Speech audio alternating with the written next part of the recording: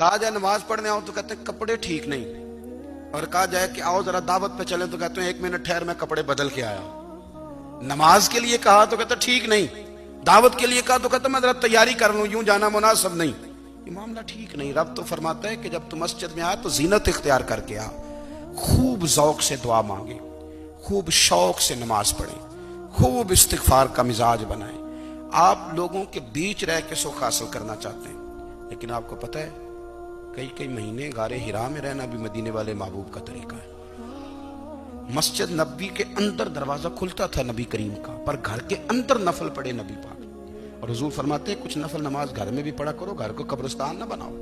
हमारा घर अल्लाह के जिक्र से आबाद होगा। मैं जब सुन्नत पढ़ने के लिए घर में खड़ा होता हूँ तो मेरा जो 2.5-3 साल का बेटा है ना, वो भी मेरे साथ नमाज पढ़नी शुरू कर दो। उसे पता कोई नहीं नमाज क्या होती है, लेकिन वो भी ना सजदा ना भी करना है तो साथ लेट जरूर जाता है। पता चला बच्चे लेक्चर देने से नमाज नहीं पढ़ते, नमाज शुरू कर दें तो बच्चे भी शुरू कर देते हैं।